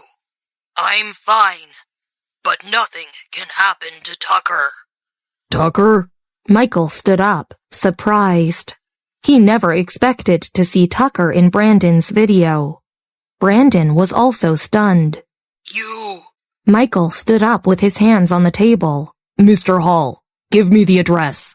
I'll rush to Japan. He turned off the computer and picked up his phone to call Terry and the others. After sending Miss Miller back to Evanston, the others will go to Evanston to protect them. You will go directly to Japan. Michael wasn't very worried since Giant Crocodile was in Evanston. As for Tucker, he had to go personally to rest assured. At the financial center's office, spitting out a ring of smoke, Jonas listened to his subordinate's report and sat up, his eyes narrowed in surprise. Are you sure he went to Japan? That's right. His subordinate bowed. He got on the plane 2 hours ago with Terry and Alexander. He went in person. It seems like he and Brandon have a good relationship. Jonas stood up and looked at the red light shining outside. An inexplicable smile appeared at the corner of his mouth. Inform Mr. Schuler to make his move. It was undeniable that he was a little jealous of Michael. If he didn't make his move now, he was afraid something would happen. He and Frank weren't serious businessmen in the first place, and things that could be solved with violence were no trouble in their eyes.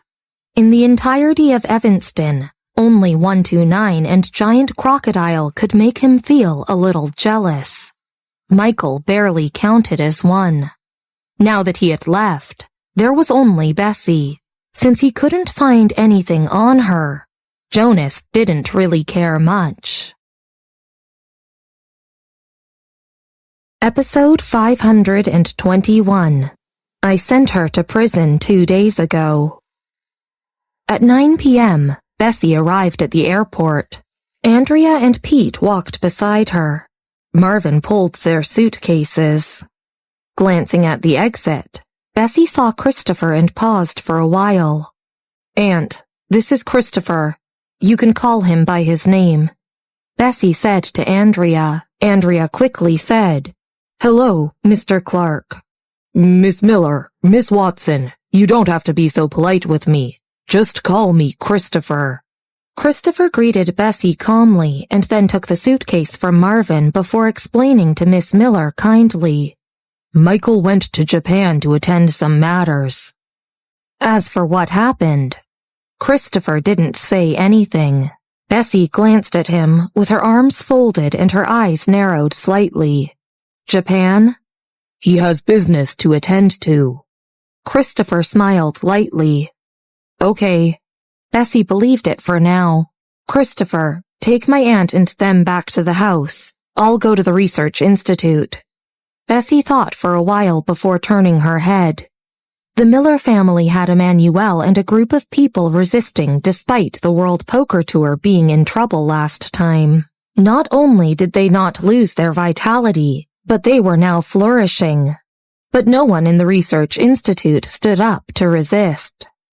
Bessy worried about the situation there. The others were eager for their plan B that involved cooperation with Austria. Reaching out to put on his gold-rimmed glasses, Christopher turned to Marvin. Marvin, take Miss Watson and the others back first. I'll accompany Miss Miller to the Research Institute. Before Michael left, he had instructed him to follow Bessy every step of the way. Why are you going to the Research Institute at this hour? Andrea looked at Bessy. It's past 9. It's okay. Almost all the people in my laboratory live there. Bessy reached out to put on a mask. It's not convenient today, but I'll bring you to see the laboratory in 2 days. Since Bessy said so, Andrea didn't persuade her anymore and only lowered her eyes. She had been silent ever since her arrival in Evanston. She didn't talk much and seemed deep in thoughts. Bessy knew that Andrea was in a complicated mood, so she turned to Pete. Patrick will handle your transfer information. Go back and let Marvin take you to find him later." After relaying some instructions, Bessy split ways with them. Evanston's airport was rather big, so it took Bessy a while to leave. Christopher drove. Many people were at the airport despite it being 10 p.m. now, so Christopher was still stuck in traffic. Bessy sat in the back seat and didn't do much except taking her cell phone and replacing it with another card. As soon as she put in the other card, countless messages came in. She looked at the pile of information for a long time before clicking on one and replying to it. She had just replied to the message when her phone rang. It was Jared. She picked it up and put the phone next to her ear. "You're looking for me?" Was he looking for her to drink? She narrowed her eyes. Not really. Jared's eyes sank slightly. There's another powerful person in Evanston now, whose background is rather impressive. Where are you now? A member of the World Poker Tour? Bessy leaned back, her long eyelashes lowered and her voice casual. She didn't seem surprised. You know who it is? Jared was a little surprised. Since you know, there's no need for me to remind you. If you need our manpower, just tell me. Don't worry. Bessy looked at the flashing streetlights outside. He hung up directly. After leaving the airport, fewer cars were outside. The journey was smooth. At 10:05 p.m., the car stopped in front of the Research Institute. At this time, most of the buildings were closed and the parking lot was also very quiet. Only the headlights were turned on and no one could be seen. It was too quiet. Christopher got out of the car first, his senses on alert. He swept past the parking lot and narrowed his eyes slightly. While taking out the phone in his pocket, he said to Bessy, "Miss Miller, something seems wrong." As he was talking, Bessy got out of the car. She closed the door with a bang. "Don't worry, nothing will happen for now." She stuck her hand in her pocket and calmly walked to the experimental floor. Christopher jogged after her, looking around him all the way. He didn't sense anyone nearby but still informed his staff to keep a lookout at the Research Institute. Bessy stopped downstairs and looked at room 301. The lights were turned on. Kara and Mr. Rostron were probably inside, so she went in. Without waiting for the elevator, she directly walked to the third floor. Room 301 was extremely lively.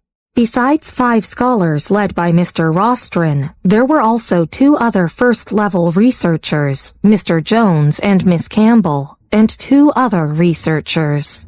At this time, the 2 were observing the test bench and the contents of the experiment was arranged by Bessy and Mr. Rostron. One of them instructed Kara. "Bring over the voltmeter on the left. Pour me a glass of warm water. Elijah, explain to me. What does this step mean?" Room 301 was Bessy's exclusive laboratory in the Research Institute. Not to mention Mr. Rostron, Kara, Gary, and Elijah were all people she wanted to cultivate. Bessy stopped at her door and narrowed her eyes slightly. "Bessy, you're here." The woman sitting alone on the test bench looked up and glanced at her. "Help me print this information." She threw a USB to her side. It was Sarah, whom she hadn't seen for a long time. Bam! The USB fell to the ground. Frowning, Sarah asked sarcastically, "Bessy, what do you mean?" With a completely cold expression, Bessy was about to say something when Elijah walked over with a glass of water. He quickly picked up the USB and said, "I'll do it for you." Sarah glanced at them obscurely. Elijah patted Bessy's shoulder, signaling her to calm down. Since it was for Elijah, Bessy held herself back for the time being. Elijah walked over to her after typing out the file. "Let's talk." Gary and Kara also followed. "Where's Mr. Rostron?" Bessy glanced at the laboratory and asked lightly. After the World Poker Tour's incident, the Flake family got half of the Research Institute's shares, so many people want Plan B, so they have already planned to occupy it in advance. Mr. Rostron has the core content in Director Fielder's building. Elijah said, "The Flake family?" Bessy nodded. "I see." Bessy. Elijah recognized her stubborn expression. Don't be impulsive. Gary said that Sherry has a strong background and people are supporting her in the dark. As a relative of a prestigious family, Gary naturally knew 129 was behind Sherry. Nodding frantically, Kara followed her. "Bessy, let's just give up Plan B. It's nothing much." We've transferred the core technology according to Mr. Rostron's instructions. Don't be reckless. Let's take it step by step and then think of a way. You should know better than me what kind of person Sherry is. Gary also stepped forward. Although they kept their voices low, Sarah managed to eavesdrop from the side. She glanced at Bessy mockingly. Her heart immediately felt relieved and refreshed. She smiled coldly. Think of a way? What way could they possibly think of? But at the door, Bessy suddenly stopped. She tilted her head and smiled. "I was thinking, you might not know yet, but I just sent Sherry to the maximum security prison 2 days ago."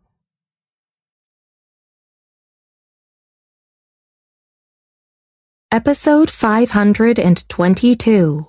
What a turn of events. The people in the laboratory couldn't help but stare at Bessy in shock. They exchanged glances, completely frightened. At this juncture, Bessy couldn't possibly be lying. A maximum security prison? What was this again? The forces involving Sherry were somewhat secretive. Ordinary people didn't know much about the existence of maximum security prisons. Harvey and the others wouldn't publicize it openly. "Take me to see Mr. Rostron." Bessy turned and said lightly to Elijah, "The White family has a batch of goods to be shipped to Austria the day after tomorrow." "Oh?" Elijah was also considered a knowledgeable person. He was still stunned at this moment, before reacting and following Bessy. Kara and the others exchanged glances and followed them as well. As they left, the remaining talents in the laboratory dared not say anything.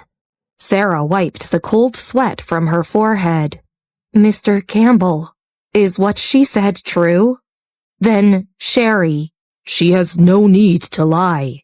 Mr. Campbell shook his head slightly, looking at the disappearing figure outside the glass window. Upon hearing this, Sarah took an involuntary step back and muttered, "How could it be? She's from the Flake family." It hadn't been a day or two since the Flake family replaced the Miller family and wanted to win the first family position in Evanston.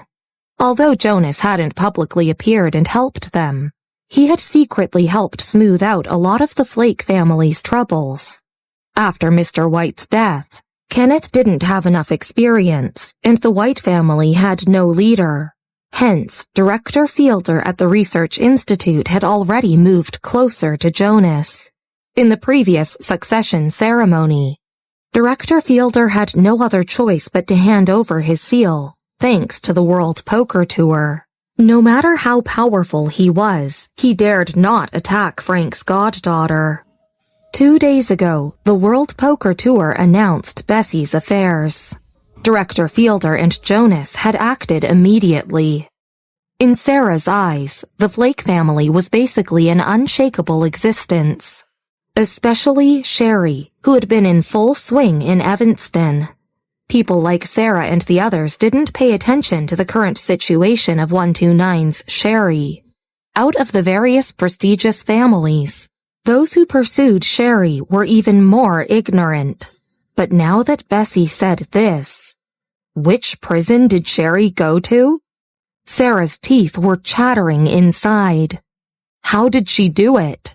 "I already told you, don't participate in Director Fielder's game. We'll do our research quietly. After that, it doesn't matter if the leader of the research institute has the last name of Miller, White, or Flake. It has nothing to do with us." Mr. Jones put down the research record and walked around, his brows tightly knitted. "Mr. Campbell, you should also know her terrifying potential. Even if she loses the game this time, as long as she's still alive, she's still a threat. What shall we do now? Have we offended Bessy?" Besides being researchers, the two were also people in charge of the research institute. They had been able to climb to this position not only because of their merits, but also because of their tactics and utilitarianism. Upon hearing this, Mr. Jones came to a decision. He stood up and slammed the table. "Director Fielder is getting old, and his eyesight isn't good. Go and apologize to Bessy and Mr. Rostron." He turned to Sarah and said in a gentle voice, "Sarah, Bessy is younger than you. You need to deal with it somewhere in the middle. Fortunately, we haven't offended them completely and haven't done anything to Mr. Rostron. We still have time to patch things." This was the first time Sarah was taken seriously in the research institute. Who knew that it would be because of Bessy? She pursed her lips. "Mr. Campbell, that Bessy really—" Mr. Campbell didn't know the secret forces of Jonas and Frank, nor did he know Bessy's trump card. He only moved based on his intuition. "She's a little unpredictable. If Mr. Schuler was still here, give her 5 years, and she would be standing in the Pyramid of Austria's Research Institute. I was wavering before, but now I've decided to take a risk. Mr. White can arrange this. He must have his own intentions. When else have we seen anyone bringing 3 freshmen to the ICNE at the age of 19 and then winning the championship?" Furthermore, there was the secret that Bessy had sent Sherry to prison. Mr. Campbell tilted his head. "Help me prepare a great gift." He was so decisive that Mr. Jones also bowed his head and pondered for a few minutes. Eventually, he came to the same decision. At Director Fielder's office, he sat on his office chair and looked at Mr. Rostron calmly. His voice was low and hoarse, as if it had been frosted. It made people feel very uncomfortable. "Mr. Rostron, are you really not handing in any core content?" Director Fielder lowered his head and took a sip of tea. "What's fake is fake. Without the World Poker Tour and Mr. White, what's left for Bessy? She might as well follow me." Mr. Rostron usually didn't talk very much. He sat opposite Director Fielder at this time, looking up at him with a light expression. Seeing how silent he was, Director Fielder frowned. He put down his teacup, his majestic and old face gradually turning cold. Suddenly, a noise came from outside the office. Director Fielder's assistant stopped at the door. "Miss Miller, you can't enter." Before he stopped Bessy, Christopher grabbed his neck and threw him aside. Bessy opened the door and heaved a sigh of relief when she saw Mr. Rostron. "Mr. Rostron." Mr. Rostron stood up calmly and said lightly, "Let's go." He didn't say anything else. He returned to the laboratory with Bessy and the others. Behind him, Director Fielder's pupils shrank as he watched them leave.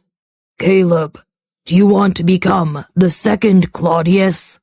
You can't possibly be ignorant of how he rebelled and deserted his friends." Upon hearing this, Bessy suddenly stopped. Kara and the others were also stunned. They recognized the name, Claudius. Mr. Rostron also stopped. Reaching out, he patted Bessy on the shoulder and said lightly, "It's okay. Let's go." At the lounge, Mr. Rostron sat on the sofa, Bessy opposite him and Christopher sat in the corner. Kara poured water for everyone at the drinking fountain. Mr. Rostron took a sip of water. It was 10:30 p.m., but he was still full of energy.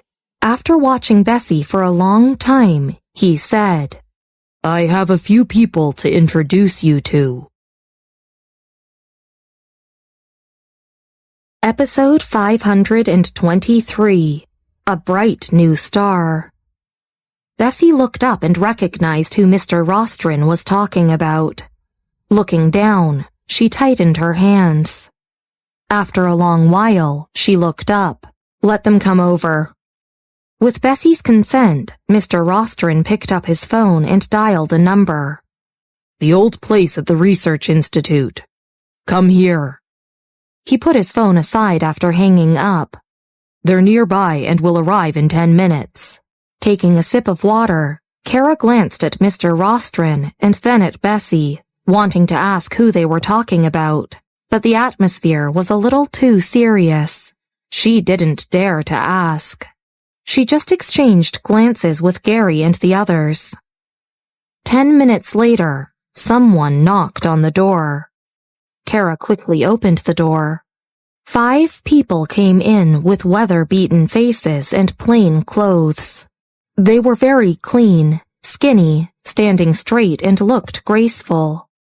It was obvious they came from good families. Kara didn't know them, but Gary recognized one of them and exclaimed, Professor Barnes? Professor Barnes was a well-known professor and could be regarded as a veteran. However, he hadn't been to the Research Institute recently and had gone to teach. Thus, he had been a little obscured in recent years, but had already made his mark in the academic world. Gary had a good memory and remembered reading about him once. He naturally recognized him. Professor Barnes didn't expect to be recognized by him. He smiled at Gary and nodded at the people inside the lounge. Bessy had become very popular in the academic world recently and had recently been named an up-and-coming star. Almost everyone who studied physics knew the name of this rookie. The 5 people, including Professor Barnes, all greeted Bessy and couldn't help but exclaim, You're Bessy, right? As expected, the younger generations will surpass us in time. Evanston's Research Institute has so much to anticipate. Bessy choked a little when she saw the 5 people. She lowered her eyes. Professor Barnes, Professor White. She greeted all of them. The others didn't engage much with her. Bessy's reputation had spread widely, and they had already ignored the disputes in the academic world for a long time. She just glanced at Mr. Rostron. Caleb, are you finally telling us where the relative of your teacher is? Professor Barnes remembered his business here and looked urgently at Caleb.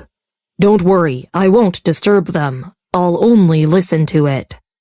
Mr. Rostron remained silent and tilted his head to look in Bessy's direction. This meant... Stunned, Professor Barnes and the 5 people stared incredulously at her. It was Professor White who spoke first. Hey, could it be? Before Mr. Rostron spoke, Bessy knelt down. She kowtowed at the 5 old gentlemen and calmly said, It was my grandpa's request to first thank you in place of him when I saw you.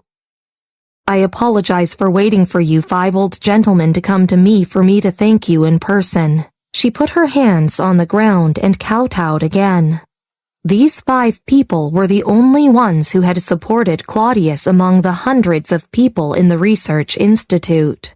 They had all left the Research Institute forcefully. In the beginning, Principal White had asked Bessy to contact them, but she hadn't. She wanted to wait for things to stabilize and didn't want to drag them into the turbulence. She didn't expect them to find her instead. She pursed her lips, hiding the redness in her eyes. Now, she had Michael, Giant Crocodile, Daniel and Jared. It was a little difficult and they couldn't protect Principal White. How did Professor Barnes, her grandpa and grandma come to this point when they had nothing back then? I know, I should have known sooner. Professor Barnes helped Bessy up. He looked at her, his fingers trembling and his voice sounding a little choked. Apart from Mr. Wilson's offspring, who else could achieve such a feat in the Research Institute at 19 years old? Good child. Get up quickly. It was already 11 o'clock. The night scene was tranquil and quiet. Christopher stood silently and watched. Kara, Kai, and the others also got up and made room for the 5 old professors. No wonder Director Fielder couldn't wait to take up the post. Mr. White has also died suddenly. After confirming that Bessy was Claudius's granddaughter, Professor Barnes suddenly understood the matters at hand and fell silent. He thought of the amazing and brilliant patriarch of the Miller family. His death had been dubious, and Miss Miller had also sacrificed herself for love. What did your grandpa call you? Professor Barnes didn't want to recall this incident. He looked gently at Bessy, his eyes full of affection. You can just call me Bessy. That was what my grandpa called me. Bessy reached out to pour tea for them. Okay then, I'll call you Bessy as well. Sure enough, you're the old guy's granddaughter. You've even surpassed him. I was wondering how a new star had appeared so spectacularly in the academic world. Professor Barnes couldn't help but exclaim. These 5 people made no secret of their affection and satisfaction for her. Professor Barnes, I asked the 5 of you to come here because I want you to return to the Research Institute, Mr. Rostron said solemnly. But before that, Bessy, I want to confirm something with you. He turned to Bessy, his eyes rigorous and solemn. Mr. White has passed away, and your current situation in the World Poker Tour isn't very good. The Flake family and Director Fielder will attack you. As for the White family, I don't think it looks optimistic. If you abandon Evanston now and go to Austria, you'll have unlimited achievements in the future.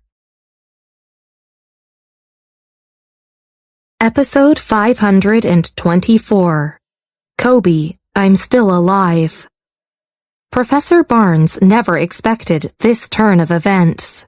He knew who Director Fielder was and the inexplicable force behind him. Back then, Claudius and the Miller family couldn't do anything to Director Fielder. Let alone Bessy now?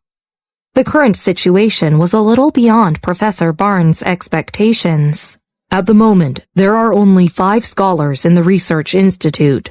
Including me, the 3 of us are now on Bessy's side. As for Deputy Jake, he has always been clear-cut and doesn't participate in such matters.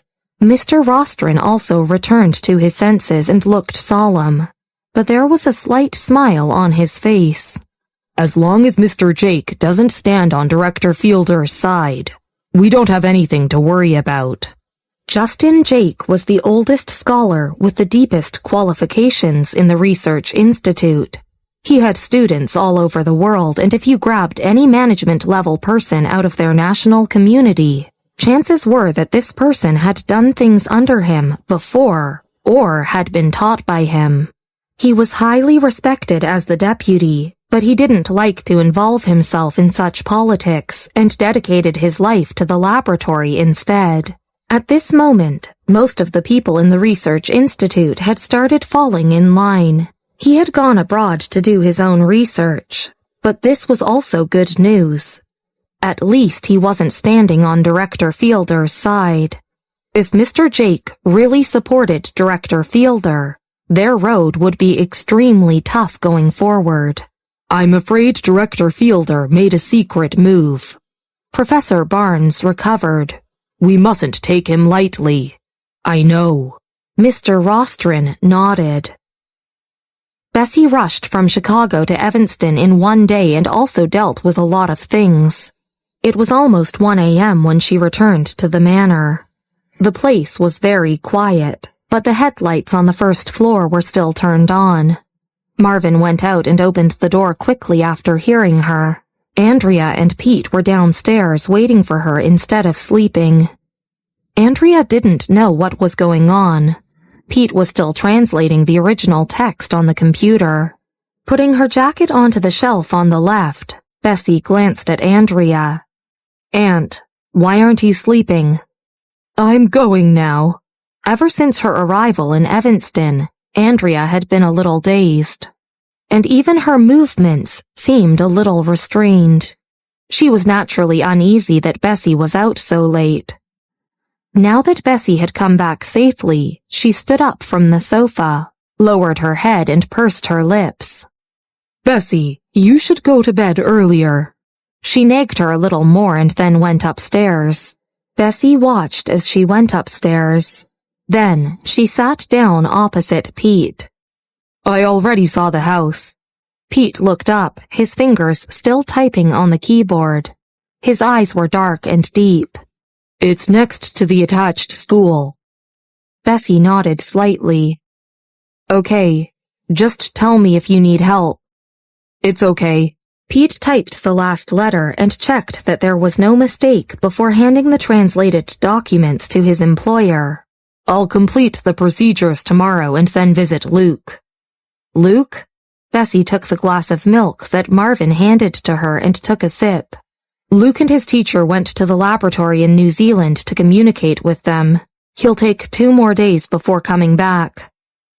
People at the management level of the research institute were awfully busy fighting, but most ordinary researchers were still immersed in experiments and cases. "Okay." Pete sent the email, checked that there was no omission, and turned off the computer. He reached out to slowly close the computer. His eyes hung down for a long moment before he stood up and looked at Bessy. Digging out something from his back pocket, he handed it to her. "This is what Grandma left for me." Looking down, Bessy saw a black sign of translucent material, with a faint Wilson name on it. It was Grandpa's. Instead of taking it, she raised an eyebrow and closed Pete's hand. "It's for you. Take it." Then she held her milk in one hand and her phone in the other and seemed to be sending a message. Downstairs, Pete looked at her thin back and pursed his thin lips. "Susan was kicked out by my mother. She gave her $10,000 to last until she becomes an adult." "I see." Bessy waved back casually at him. Had Pete not mentioned her out of the blue, she would have forgotten this person. "Pete." Marvin yawned sleepily. "Tomorrow Patrick will take you to the local school. The entrance examination is rather strict, so be prepared for it." "Thank you." Pete nodded at him. Waving his hands, Marvin suddenly thought of something else. "Your father's transfer procedures have also been completed. He'll be transferring to the Northwestern Memorial Hospital tomorrow." Pete nodded. He silently calculated the costs in his heart and felt even more determined. He bid farewell to Marvin and Christopher before heading upstairs. Behind him, Christopher looked at Pete's back and couldn't help but bite on his cigarette. "This Pete is a man of high aspirations and has a promising future. Miss Miller's family members are all a little eccentric." Marvin wasn't too surprised. "Is he as impressive as Miss Miller?" "No, he falls short." Christopher thought of the black wooden sign he just saw and laughed. "This family is pretty impressive." He had naturally checked Andrea's family information when he arranged for their housing. He knew that Pete's father was in a vegetative state. "Pete is like Miss Miller." Marvin thought for a moment. "He is not like his dad at all." "Don't be like Boss and focus too much attention on other people's looks." Christopher glanced at him. Marvin looked back expressionlessly and stopped talking to him. Upstairs in Bessy's room, she came out of the shower at 1 a.m. While drying her hair with a towel, she walked to the window and opened it. After March, Evanston wasn't as cold anymore. She stood by the window for a long time, still drying her hair. She looked calmly at the quiet manor. After a long time, reaching out, she took out her phone and activated the secondary SIM card. There were only 3 contacts on this secondary card. She immediately clicked on the number 1. Kobe, I'm still alive. Episode 525, Face Palm Moment. I won't leave Evanston. Bessy looked up and said straightforwardly, if Principal White was still alive, Bessy might not be too involved in this matter. But Principal White was dead. He had desperately left the research institute to her. She would guard it. As for Director Fielder, she wanted to know what he had up his sleeves. When she lowered her head, her eyes were cold.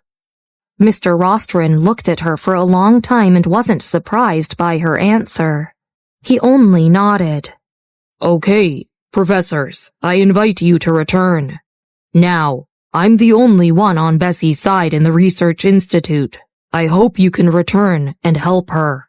He didn't wish to see her cut off from the others. Bessy looked at him and tightened her grip on the cup in her hands. She opened her mouth and was about to say something, but Professor Barnes turned to her and said first, I'll naturally protect Mr. Wilson's granddaughter, but... He smiled bitterly. I might not be able to help much now. I've already left the institute. Bessy stood up and bowed to them with red eyes. She tightened her grip. Mr. Rostron already knew that these 5 were Claudius's right-hand men and wouldn't resign. After solving this matter, he turned to Kara and the others on the side. You should know the situation of the Research Institute at the moment and how most people are on Director Fielder's side. Kara, Gary, if you decide to leave, I'll decide for Bessy and definitely won't blame you. Gary and the others already understood the current situation. Putting his hand in his pocket, Kai looked up. Mr. Rostron, are you kidding? How could I leave? What was he without Bessy? Gary and Kara also casually sat down. They spoke with the arrogance and persistence of youngsters. Mr. Rostron, you can continue. Mr. Rostron felt a little moved at the moment. Smiling, he nodded and said solemnly, Since that's the case, then you must withhold it and persist. Director Fielder is right. There won't be any high-level personnel on our side in the Research Institute. We're on our own, and it's difficult to support ourselves. Kara and Gary nodded solemnly. Professor Barnes also said seriously, You're still young.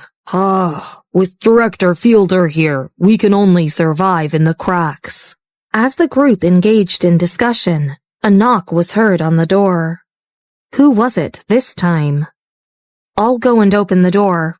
Kara was standing behind Bessy's sofa. She was the first to turn around to open the door. Outside stood Mr. Jones and Mr. Campbell.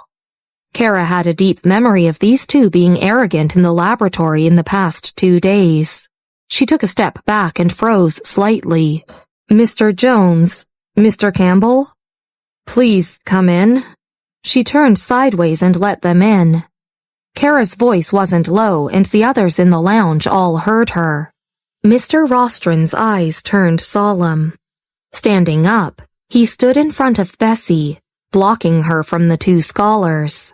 Mr. Jones, Mr. Campbell, do you have any problems with your research? Gary, Kai, and Elijah also looked behind them, as if facing their enemy. Of course not, Mr. Rostron. We're here to find Miss Miller, said Mr. Campbell with a smile.